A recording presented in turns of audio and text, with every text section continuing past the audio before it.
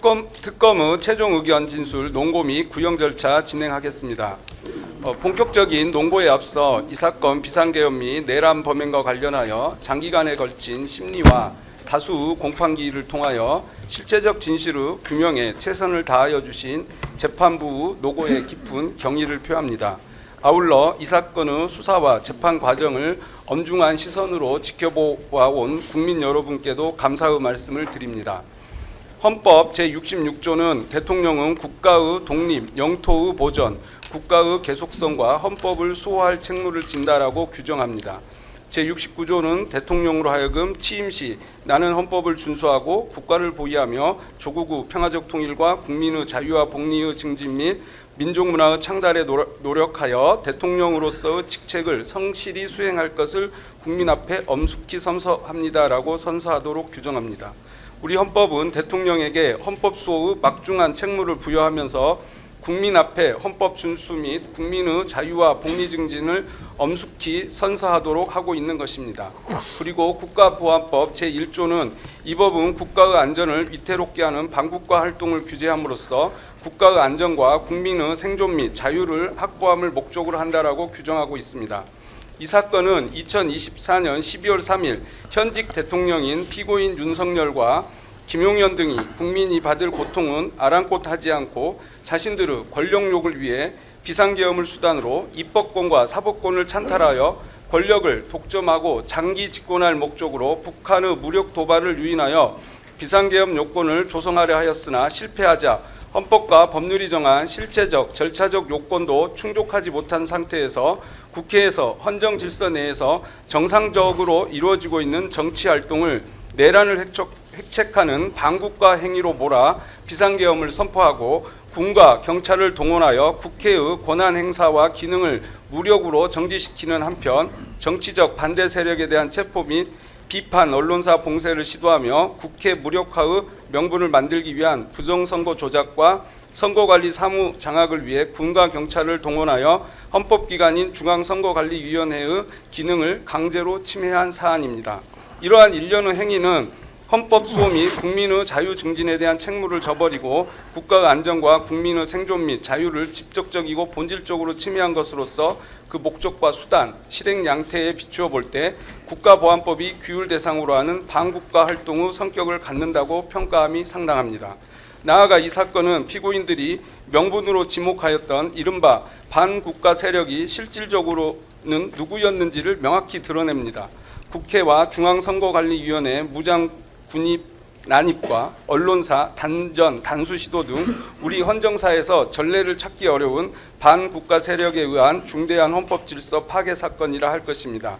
특히 이 사건은 대통령 등의 단순한 권한 남용이나 이법한 국정 운영의 차원을 넘어 장기 집권을 위해 헌법이 설계한 국가 작동 구조를 무력화하고 군사력과 경찰력에 의해 국가 권력과 통치 구조를 재편하려 한 내란 범행이라는 점에서 국민과 국가에 준 충격과 불안은 이루 말할 수 없을 정도로 컸습니다. 비상계엄 선포 직후부터 국민은 1980년의 전두환, 노태우 세력의 비상계엄과 권력 찬탈의 기억을 떠올리며 극도의 불안과 분노를 표출하였고 국회 선관위 봉쇄, 정치인 체포 및 언론사 봉쇄 시도, 무장한 군과 경찰의 대규모 동원이라는 일련의 사태는 대한민국이 쌓아올린 민주주의와 법치주의의 성취가 일순간에 무너질 수 있다는 위기의식을 사회 전반에 확산시켰습니다.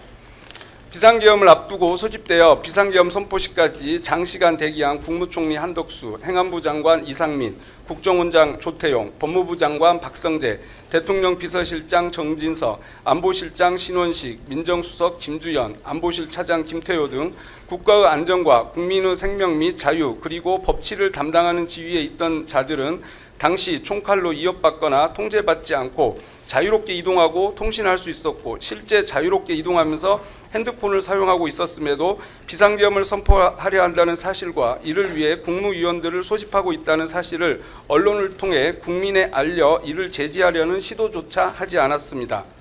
그들 중 단 한 명이라도 문자 메시지 등 통신으로 비상계엄 선포 예정을 외부에 알렸다면 2024년 12월 3일 비상계엄의 실행은 현실적으로 불가능하였을 것입니다. 정부와 대통령실에서 공직을 맡았던 자들은 국가의 안전과 국민의 생명, 자유가 중대하게 위협받는 상황에서 국민과 국가에 대한 봉사자로서의 책무에 따른 국가와 국민에 대한 충성을 저버리고 피고인 윤석열에 대한 충성과 그에 따른 권력 공유에 대한 탐욕을 선택하였습니다. 친위 쿠데타의 목적은 예외 없이 독재와 집권 연장이라는 것을 잘 알고 이에 동참하거나 묵인한 그들이야말로 국가 안전과 국민의 생명 및 자유를 위태롭게 하는 피고인 윤석열 등의 헌정질서 파괴행위, 소위 반국가 활동에 동조한 반국가 세력으로 평가받아 마땅한 자들이라 할 것입니다. 치안과 범죄 대응 직무를 수행하는 경찰청장과 서울경찰청장은 국회 야당 당사 언론사 봉쇄를 지시받고 주저없이 이를 이행하였고 지시를 받은 경찰 간부들 역시 주저없이 이를 이행하였습니다. 극히 일부 예외가 있었지만 군 사령관들의 지시를 받은 군 간부들 역시 같았습니다. 이번 내란은 국민의 저항과 국회의 신속한 조치로 극복할 수 있었지만 이와 같은 공직 엘리트들의 행태는 전두환 노태우 세력의 내란을 단죄하였음에도 불구하고 향후 비상계엄을 수단으로 한 친위 쿠데타에 의한 헌정질서 파괴 시도가 다시 반복될 위험성이 적지 않다는 것을 알 수 있게 합니다. 따라서 이번 재판을 통해 공직 엘리트들이 자행한 헌법질서 파괴 행위를 전두환 노태우 세력에 의한 단죄보다 더 엄정하게 단죄함으로써 대한민국이 형사사법 시스템을 통해 스스로 헌정질서를 수호할 수 있음을 보여주어야 할 것입니다. 이하에서 구형의 사유가 되는 이 사건 비상계엄을 수단으로 한 내란 범행이 헌법질서와 국민주권, 민주주의의 근간에 어떠한 중대한 침해를 초래하였는지 그리고 각 피고인이 그 과정에서 수행한 역할과 책임에 대하여 구체적으로 말씀드리겠습니다. 주요 혐의에 대한 증거관계입니다. 내란죄는 다수인이 공동하여 국가의 존립과 헌정질서를 침해하는 집합범으로서 일부 가담자에게도 전부 책임의 원칙이 적용됩니다. 따라서 피고인들이 이 사건에서 발생한 여러 폭동행위에 전부에 직접 가담하지는 않았다고 하더라도 그중 일부 폭동행위에 가담하였음이 인정되는 이상 폭동 전체에 대하여 형사책임을 부담한다고 보아야 할 것입니다. 첫째, 범행의 동기 및 사전 모의입니다. 피고인 윤석열, 피고인 김용현, 피고인 노상호는 방첩사령관 여인영 등과 함께 2023년 10월 이전부터 비상계엄을 수단으로 한 내란을 준비하면서 군과 경찰을 동원하고 계엄사령관 포고령을 발령하여 국회 및 야당 당사를 봉쇄하고 주요 정치인을 체포 구금함으로써 국회의 기능을 무력화한 후 국가 비상입법기구를 통하여 입법권과 사법권을 장악하고 정치적 반대 세력을 일거에 제거하여 권력을 독점하고 헌법 개정을 통해 장기간 집권할 목적을 공유하였습니다. 이들은 선제적 군사 조치로 북한의 도발을 유인하는 방식으로 군사적 사태 등 비상계엄 선포 요건을 조성하려 하였으나 그러한 여건이 형성되지 않자 야당의 입법활동과 공직자 탄핵, 예상 삭감 등을 내란을 획책하는 반국가 행위로 몰아 반국가 세력 척결이라는 사유를 내세워 비상계엄을 선포하기로 계획, 모의하였습니다. 이와 같은 사전 모의 사실, 비상계엄을 통한 권력 독점과 장기 집권 목적은 노상원의 수첩, 여인영의 휴대전화 메모, 최상목 기획재정부 장관과 이상민 행정안전부 장관 등에 대한 지시문건 등 객관적 자료와 모의에 참여한 피고인 김용현, 각종근, 이진우, 여인영 등의 진술로 충분히 입증됩니다. 둘째, 비상계엄의 위헌 위법성과 그에 대한 인식입니다. 이 사건 비상계엄은 헌법과 계엄법이 정한 실체적, 절차적 요건을 모두 결여한 명백한 위헌 위법한 조치입니다. 헌법과 계엄법은 대통령의 국가 긴급권 남용을 방지하기 위하여 비상계엄의 실체적 요건을 엄격하게 제한하고 있으나 계엄 선포 당시 이를 정당화할 객관적 사정은 전혀 존재하지 않았습니다.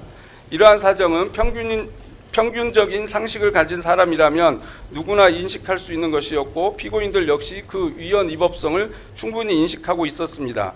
국무회의의 실질적 심의를 거치지 아니하였고 사전에 국무위원의 부서도 없었으며 국회에 지체 없이 통지하지도 아니하였습니다. 이와 같은 절차적 하자는 한덕수 국무총리, 최상목 기획재정부 장관 등의 진술로 충분히 입증됩니다. 셋째, 위헌 위법한 포고령 발령입니다. 이 사건 폭동 실행 과정에서 헌법과 법률에 반하는 포고령을 발령하고 이를 근거로 계엄 해제 요구안 의결을 위하여 국회에 진입하려는 국회의원을 체포하려 하였으며 계엄에 반대하는 국민의 정치적 의사표시를 제한하는 등 국민을 강압하였습니다. 이와 같은 포고령의 위헌 위법성은 과거 유사한 내용의 포고령 조항이 위헌 위법하다고 판단된 다수 판례와 피고인 윤석열 및 피고인 조지호에 대한 헌법재판소의 탄핵 결정 등에 의하여 명확히 확인됩니다. 따라서 포고령 발령 및 집행 행위가 폭동 행위에 해당한다는 점은 충분히 입증됩니다. 넷째, 군경을 동원한 국회 봉쇄 및 출입 통제입니다. 이 사건 내란 실행 과정에서 군과 경찰을 동원하여 국회를 봉쇄하고 국회의원들의 본회의장 진입을 차단함으로써 국회의 계엄 해제 요구안 의결을 방해하였습니다. 이와 같은 사실은 국회 CCTV 영상, 피고인 김봉식과 서울청 경비부장 주진우, 피고인 목현태와 국회 사무총장 김민기 사이의 통화 녹음 등 각종 통화 녹음, 일반 및 비아폰 통화 내역, 서울청 지휘망 및 영등포 경찰서 행사망 녹취록, 경찰 지휘 무전망 주요 지시사항, 출동 현황, 작전 일지 및 작전 경과, 특정사 707 특임대 텔레그램 단체 대화방 대화 내역, 수방사령관 이진우 휴대전화 포렌식 자료, 국회 사무처가 회신한 비상계엄 관련 피해 자료, 그리고 피고인 윤석열에 대한 헌법재판소 탄핵 결정문 등 객관적 자료와 특정사령관 곽종근, 수방사령관 이진우, 계엄사령관 박안수, 경찰청 경비국장 임정주, 서울청 공공안전차장 오부명, 특전사 1공수 여단장 이상현, 특전사 707 특임단장 김현태, 수방사 1경비단장 조성현, 수방사 군사경찰단장 김창학 등 진술로 명확히 드러났습니다.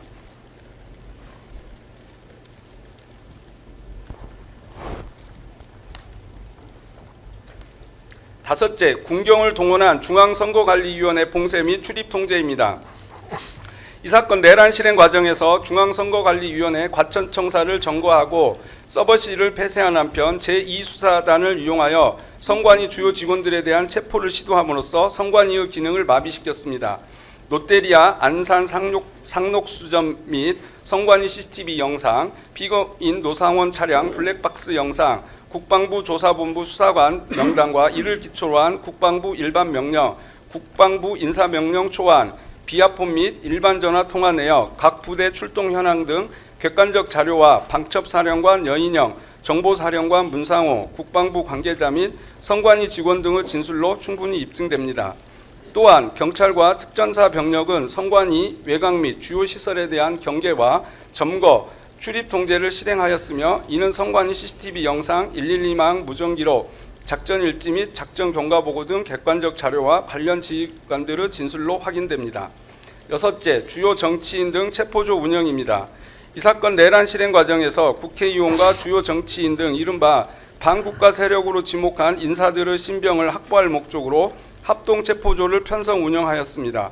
이와 같은 사실은 반국가 세력 합동체포조 관련 계획이 기재된 방첩사령관 여인영의 휴대전화 메모와 피고인 노상원의 수첩, 국수본 및 경찰 간부와 방첩사 국방부 조사본부 관계자들 사이의 통화 녹음, 피고인 윤석열과 국정원 1차장 홍장원, 피고인 조지호와 방첩사령관 여인영 등 주요 인물들 간의 통화 내역, 카카오톡 단체 대화방 대화 내역, 홍장원 1차장의 자필 메모, 실무자들 사이의 통화 및 문자 메시지 내역, 비상대기 인력 현황과 부대 일지, 그리고 피고인 윤석열에 대한 헌법재판소 탄핵 결정문 등 객관적 자료와 방첩사령관 여인영, 국방부 조사본부장 박헌수, 국정원 1차장 홍장원, 방첩수사단장 김대우, 방첩사 수사조정과장 구민혜 등의 진술로 충분히 입증됩니다.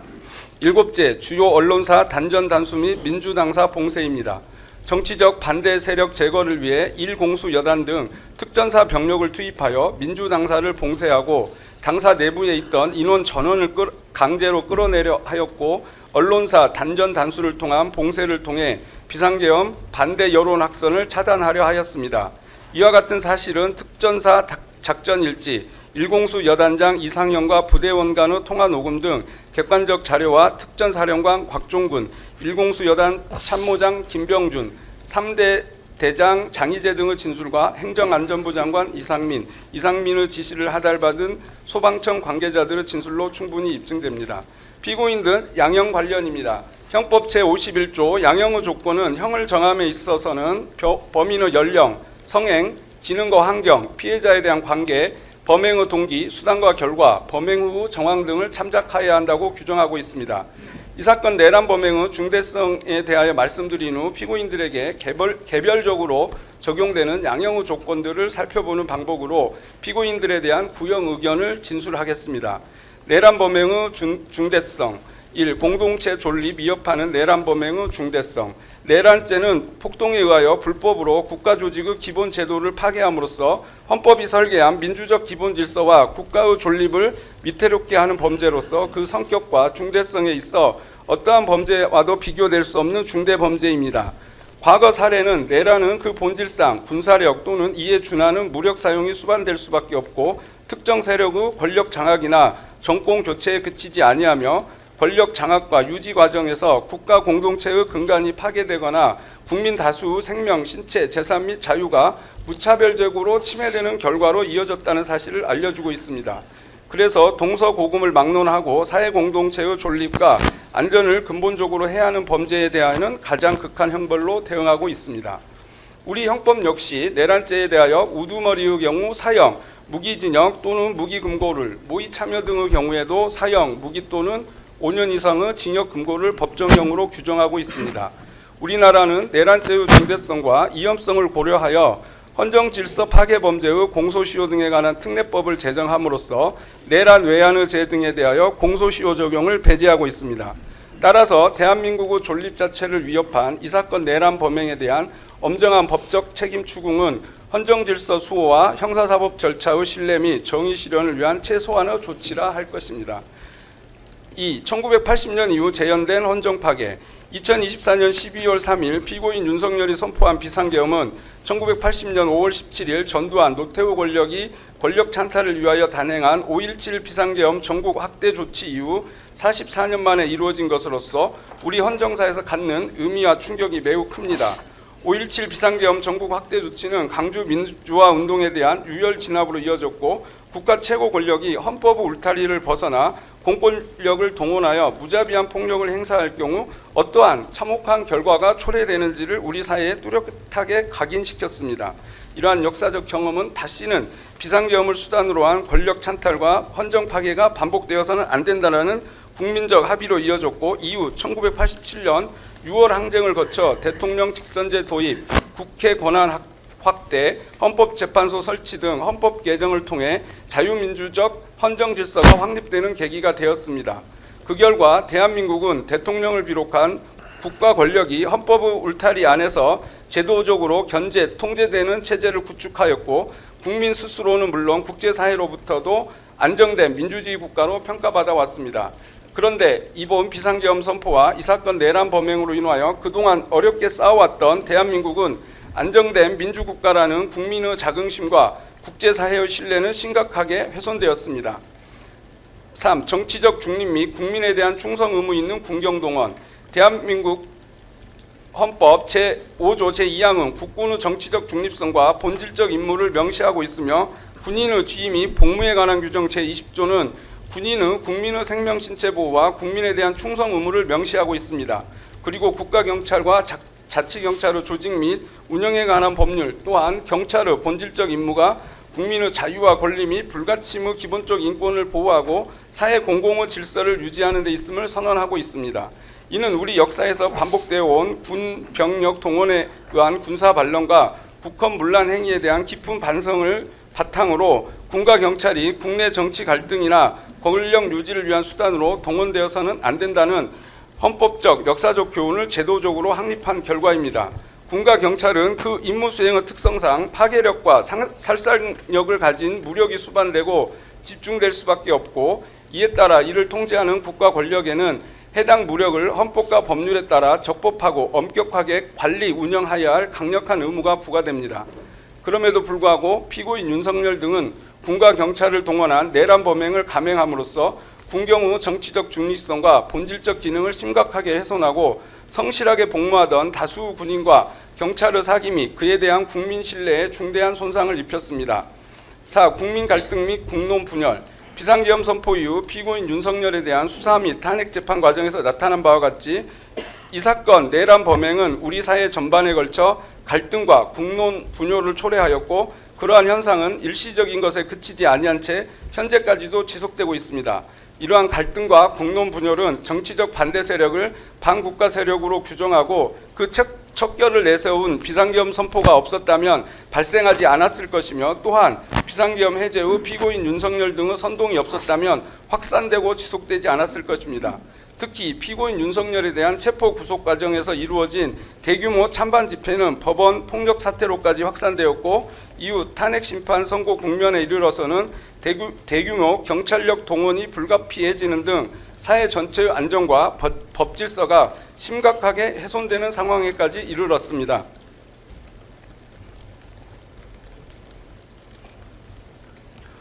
5. 대한민국 경제 상황 악화 및 국가 신인도 추락. 비상계엄 선포 이후 환율 급등, 주가 급락, 소비 심리 위축 등 즉각적이고 중대한 경제적 충격이 발생하였고, 이는 단기적 시장 변동을 넘어 경제 전반의 불안정성을 심화시켰습니다. 비상계엄과 탄핵 정국이 이어지는 과정에서 주식 시장은 큰 폭의 하락을 기록하여 막대한 시가총액이 증발하는 등 국가 경제에 중대한 부담을 초래하였습니다. 나아가 국책연구기관과 한국은행은 해당 사태와 정치적 불안정이 경제 성장률 하락의 주요 요인으로 작용하였음을 공식적으로 평가하고 있으며, 이 사건 내란 범행이 거시경제 전반에 실질적인 악영향을 미쳤음이 확인됩니다. 더욱이 이 사건은 대한민국 민주주의 수준과 국가 경쟁력에 대한 국제적 평가에도 중대한 타격을 주어 주요 국제기관의 민주주의 지수 및 국가 경쟁력 순위가 하락하고, 해외 언론 역시 이를 헌정 질서와 민주주의의 중대한 후퇴로 평가하였습니다. 이러한 평가는 대한민국이 장기간 축적해온 국가 신뢰와 국제적 이상을 단기간에 훼손하는 결과를 초래하였으며, 그 부정적 영향은 장기간 지속될 가능성이 큽니다. 특히 국가 신인도와 민주주의에 대한 신뢰는 일단 훼손될 경우 회복에 상당한 시간과 비용이 소요된다는 점에서 이 사건 내란 범행이 초래한 부정적 영향은 결코 가볍게 평가될 수 없습니다. 6. 재발 방지 필요성. 민주주의는 인간의 존엄과 자유를 실현할 수 있는 최고의 정치 제도이지만, 역사적 경험에 비추어 볼 때 극단적인 정치 세력에 의해 파괴될 수 있음이 분명합니다. 피고인 윤석열은 자유민주주의를 지키기 위하여 비상계엄을 하였다고 주장하나, 그가 위헌위법적인 비상계엄을 통하여 국회 및 선거관리위원회의 기능을 훼손하고 국민의 정치적 자유, 언론 출판의 자유, 생명, 신체의 자유 등에 중대한 위협을 가하고 전공의 처단 등 특정 직업군에 대한 위해적인 언사로 직업의 자유 등을 침해한 것은 그 자체로 자유민주주의 헌정 질서를 파괴한 것입니다. 나아가 이 사건은 비상계엄의 준비와 실행이 대통령 개인의 단독적 판단에 따른 것이 아니라, 이를 인식하고도 비상계엄 성공 후 권력 공유를 위해 다수 공직 엘리트들의 동조와 방임에 따라 실행에 이른 구조적 사안입니다. 이와 같은 사실관계는 이번 비상계엄을 수단으로 한 내란 범행이 충분히 제지될 수 있었음에도 제지되지 않았다는 점에서 향후 유사한 헌정질서 파괴 시도가 다시 반복될 위험성이 결코 작지 않음을 보여줍니다. 대한민국은 4.19 혁명, 5.18 민주화운동, 6월 민주화운동 등 민주주의 쟁취를 위한 수많은 희생의 역사를 지니고 있는 바, 이러한 역사적 경험에 비추어 볼 때 다시는 권력의 독점과 유지를 목적으로 민주주의가 훼손되는 일이 반복되어서는 안 됩니다. 따라서 이 사건 법정에서 피고인들과 그에 가담하거나 동조한 세력에 대한 엄정한 책임 추궁과 단죄는 헌정 질서를 수호하고 재발을 방지하기 위한 필수적인 조치라 할 것입니다. 7. 엄정한 형벌의 필요성 및 양형에 관한 판단. 일반적으로 사회 공동체의 존립과 안전을 근본적으로 해하는 범죄에 대하여는 동서고금을 막론하고 가장 엄정한 형벌로 대응해 왔으며, 형벌의 양정에 있어서는 범행 이후 태도, 특히 진정한 반성 여부가 가장 중요한 고려 요소로 작용하여 왔습니다. 이는 형벌이 단순한 응보에 그치는 것이 아니라 공동체의 기본 질서를 수호하고 유사 범행의 재발을 방지하기 위한 규범적 기능을 수행하여야 하기 때문입니다. 그러나 피고인 윤석열 등은 이 법정에 이르기까지 자신의 행위가 헌법 질서와 민주주의에 어떠한 중대한 침해를 초래하였는지에 대하여 진지한 성찰이나 책임 인식을 보이고 있지 않습니다. 오히려 피고인 윤석열 등은 독재와 장기 집권이라는 권력욕에 따른 위헌위법적인 비상계엄의 선포와 실행을 자유민주주의 수호를 위한 통치행위라고 경강부회하고 있습니다. 8. 이 사건의 가장 피해자인 국민의 엄벌 호소. 이 사건 내란 행위로 인한 가장 큰 피해자는 독재와 권위주의에 맞서 오늘의 민주주의와 자유를 피와 희생으로 지켜낸 우리 국민입니다. 국민의 숭고한 희생으로 지켜온 민주주의와 법치 등 소중한 헌법 가치와 자유 등 핵심 기본권이 이 사건 내란 행위로 한순간에 무너져 버렸습니다. 피고인 윤석열 등의 이 사건 내란 행위로 인해 국민이 받은 충격과 공포, 불안, 상처, 상실감은 이루 말할 수 없고 국민이 입은 이와 같은 피해들은 피고인들이 그 어떤 노력을 하더라도 회복이 불가능합니다. 피고인 윤석열 등은 국민으로부터 용서받지 못하였고 용서받을 마음도 태도도 없어 보입니다. 이에 국민은 강력한 처벌을 희망하고 있고 정의 수호 마지막 보루인 법원이 그 역할을 해줄 것을 기대하며 믿고 있습니다. 피고인들 개별 양형 사유입니다. 피고인 윤석열. 피고인은 대통령으로서 이 사건 범행의 모의 단계부터 실행 단계까지 주도한 내란 우두머리로 그 법정형이 사형 또는 무기징역, 무기금고밖에 없습니다. 결국 법정형 하한을 강경할 것인지와 피고인에게 부과할 형으로 사형과 무기를 선택할 것인지는 기본적으로 형법 제51조에서 양형의 조건으로 정한 피고인의 연령, 성행, 지능과 환경, 피해자에 대한 관계, 범행의 동기, 수단과 결과, 범행 후 정황 등을 종합적으로 고려하여 판단해야 합니다.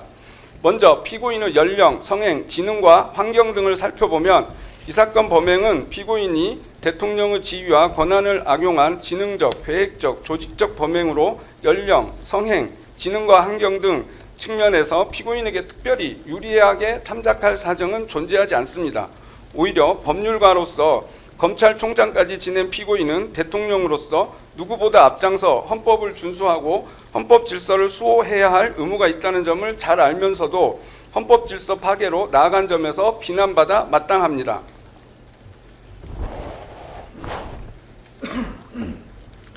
다음 범행의 동기에 대하여 말씀드리겠습니다. 피고인은 비상계엄 선포 사유로 주장하는 정치적 상황이 전개된 2024년 12월 무렵보다 훨씬 이전인 2023년 10월 이전부터 비상계엄을 수단으로 사법권과 입법권을 장악하여 권력을 독점하고 장기간 집권할 목적으로 비상계엄을 준비하여 왔습니다. 우리는 역사적 경험을 통하여 권력을 가진 자가 내세운 친위 쿠데타의 명분이 실상은 허울에 불과하였고 그 본질이 권력의 독점과 유지를 목적으로 한 것이었음을 분명히 알고 있습니다. 비상계엄 당일 실제로 실행된 행태와 비상계엄 준비 과정 그리고 비상계엄 당일 생성 교부된 각종 문건에 비추어 볼 때 비상계엄 하에서 실행되었거나 지시대로 실행될 경우 그 행위들은 필연적으로 헌법 개정을 통한 권력의 독점과 유지로 이어질 수밖에 없는 돌이킬 수 없는 조치들에 해당합니다.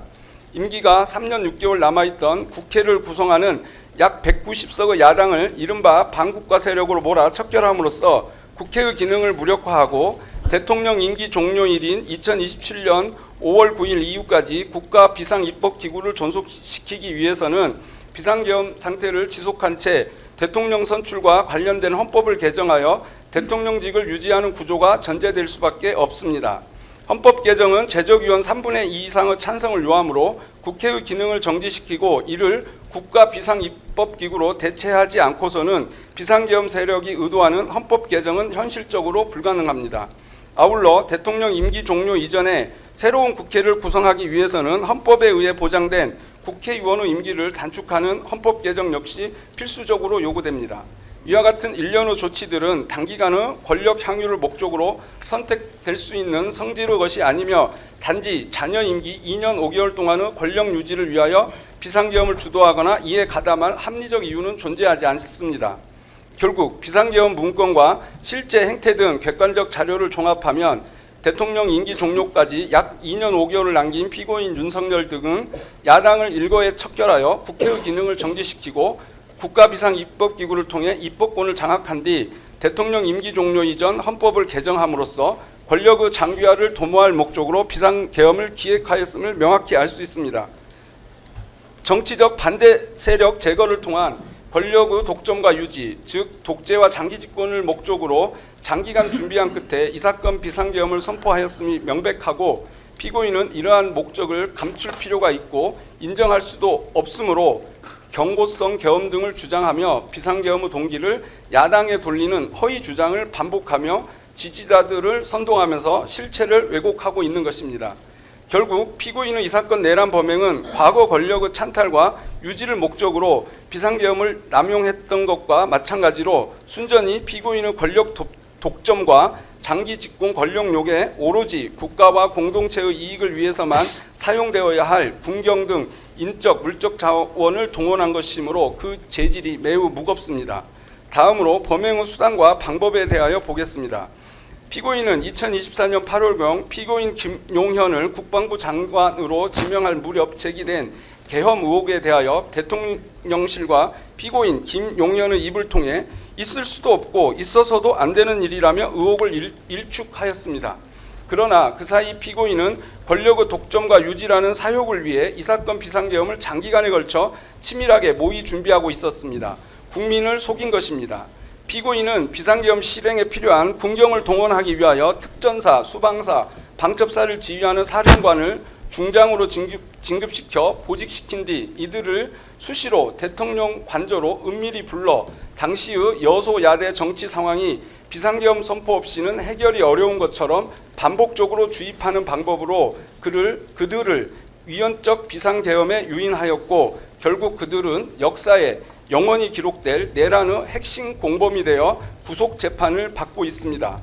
이어 피고인은 헌법상 비상계엄 선포를 위해서는 국무회의 심의를 반드시 거쳐야 함에도 국무회의 심의도 없이 비상계엄을 선포하려 하였다가 향후 절차상 논란이 될 것으로 예상되자 의사정족수에 필요한 최소한의 국무위원만 선별, 소집한 채 실질적인 심의도 없이 일방적으로 비상계엄을 선포해버림으로써 대통령의 권한남용을 견제해야 할 국무회의의 기능을 무력화하고 소집 통지를 받지 못한 국무위원들의 헌법상 권한인 국무회의 심의권을 침해하였습니다. 그러고 나서 마치 국무회의 심의를 적법하게 거친 것처럼 계엄 해제 이후에 국무총리와 국무위원들의 부서를 조작하기도 하였습니다. 피고인이 단순히 위헌적 비상계엄을 선포한 것에 머물지 않고 비상계엄을 선포한 이후에는 홍장원 국정원 차장 등에게 직접 주요 정치인 체포를 위한 위치 확인을 지시하기도 하였고 국회의 계엄 해제 요구안 의결을 저지하기 위해 경찰청장인 피고인 조지호에게 직접 일체의 정치활동을 금지하는 포고령을 근거로 해 국회에 진입하고자 하는 국회의원들을 체포하라고 지시하고 수방사령관 이진우, 특전사령관 각종군에게 직접 국회 봉쇄를 재촉하며 본회의장에 있는 국회의원을 총으로 위협하여 강제로 끌어내거나 정기를 차단하는 지시까지 하여 그 지시가 현장 군경에 하달되도록 하였습니다. 피고인은 국회가 계엄 해제 요구안을 의결한 이후에도 지체 없이 계엄 해제를 선포하지 않은 채 국회의 해제 요구를 거부하거나 비상계엄을 선포할 방안까지 모색하다가 국회의 비상계엄 해제 의결 후 군의 태도가 소극적으로 바뀌어 따르지 않을 것으로 보이자 계엄 해제를 공표할 수밖에 없게 된 것이며 자발적으로 중단한 것이 아닙니다. 피고인은 비상계엄 선포 요건을 조성하기 위하여 북한의 무력 도발을 유인하기 위해 선제적 군사 조치를 기획하고 실행까지 하였습니다. 그리고 정보 수집과 공작을 임무로 하는 국군 정보사령부를 중심으로 제2수사단을 구성하여 고문으로 부정선거를 조작하려 하였고 단전단수라는 비인간적 방법을 통해 비판 언론사를 폐쇄하려 하였습니다. 피고인이 실제 실행하거나 기획한 범행 수법은 형을 가중할 사유가 된다 할 것이며 감경의 여지는 전혀 없습니다. 피해자에 대한 관계 및 범행 후 정황에 대하여 말씀드리겠습니다. 이 사건 내란 범행으로 인한 궁극적인 피해는 결국 피고인이 대통령으로서 헌법 질서를 수호하고 국민의 기본권을 보호하는 데 최선을 다할 것이라고 기대하고 신뢰했던 국민이라고 할 것입니다. 그러나 피고인은 계엄 선포 이후 국가와 사회에 엄청난 피해와 해악을 초래한 이 사건 내란 범행을 진지하게 반성하기는커녕 국민에게 단 한 번도 제대로 사과를 한 적이 없습니다. 오히려 독재와 장기 집권을 위해 이 사건 비상계엄을 선포한 이유를 숨긴 채 비상계엄의 원인을 야당 탓으로 돌리고 경고성 또는 호소형 계엄 등의 납득하기 어려운 주장을 하며 이 사건 비상계엄이 정당한 것처럼 지지자들을 선동하고 사회 분열과 국민 상호간 반목을 부추기는 등 국민을 분노케 하고 있습니다. 피고인의 이와 같은 행위는 급기야 피고인의 선동에 영향을 받은 정치인 등의 피고인 체포 방해 시도와 일부 극렬 지지자들의 서울 서부지방법원 폭동 사태를 유발하기도 하였습니다. 나아가 피고인은 구속된 이후에도 수사 및 재판 절차에 성실히 임하기는커녕 정당한 사유 없이 출석을 거부하거나 조사를 회피하는 등 형사사법 절차 자체를 경시하는 태도를 보여왔습니다. 이는 자신의 범행에 대한 책임을 인정하거나 진실을 밝히려는 최소한의 자세조차 결여되어 있음을 드러내는 것으로서 피고인에게 어떠한 반성의 기미도 찾아볼 수 없음을 명백하게 보여주고 있습니다. 또한 피고인은 탄핵 심판과 이 사건 재판 과정에서 피고인의 지시로 범행에 가담한 하급자들에게 용서를 구하고 그들의 가담 행위에 책임지려는 자세를 보이기는커녕 용기를 내어 사실대로 진술하는 사람들을 거짓말쟁이로 몰아세우는 등으로 그 책임을 전가하는 무책임한 모습을 보이고 있습니다. 재발 가능성에 대하여 살펴보겠습니다. 1980년 5.17 비상계엄 전국 확대 조치 이후 민주화를 거치고 재판을 통해 1997년 5.17 군사 반란 등을 주도한 전두환, 노태우 두 전직 대통령을 무기징역 등으로 단죄하면서 우리 국민은 다시는 비상계엄을 수단으로 한 친위 쿠데타가 일어나지 않을 것으로 생각했고, 이 사건 비상계엄 선포 당시에 많은 국민이 비상계엄 선포 소식을 듣고 가짜 뉴스로 취급하였습니다. 하지만 전두환 노태우 세력 단죄의 역사가 있음에도 비상계엄을 수단으로 내란을 획책한 피고인을 비롯한 공직 엘리트들의 행태를 통해 국민은 비극적 역사가 반복되지 않도록 다시금 전두환 노태우 세력에 대한 단죄보다 더 엄정한 단죄가 필요함을 실감하게 되었습니다. 따라서 피고인에 대한 형을 정함에 있어서는 재발 가능성을 진지하게 고려할 필요가 있습니다. 내란 우두머리죄에 대한 법정형은 최고 사형, 최저 무기금고입니다. 이와 같은 양형 조건에 비추어 볼 때 참작할 만한 감경 사유가 전혀 없는 피고인에 대하여 법정 최저형인 무기형으로 형을 정하는 것이 과연 양형의 원칙에 부합한지에 관하여 신중한 검토가 필요합니다. 대한민국은 사실상 사형 폐지 국가라고 합니다. 사형을 집행하지 않기 때문입니다. 그러나 사형은 구형되고 있고 선고되고 있습니다. 대한민국 형사사법에서의 사형은 집행하여 사형을 시킨다는 의미가 아니라 공동체가 재판을 통해 범죄 대응 의지와 그에 대한 신뢰를 구현하는 것으로 기능하고 있는 것입니다. 피고인은 반성하지 않습니다. 양형에 참작할 사유가 없고 오히려 중한형을 정해야 합니다. 따라서 법정형 중 최저형으로 형을 정함은 마땅하지 않습니다. 법정형 중 최저형이 아닌 형은 사형밖에 없습니다. 이에 피고인 윤석열에게 사형을 구형합니다. 정숙해 주세요. 예, 정숙해 주십시오.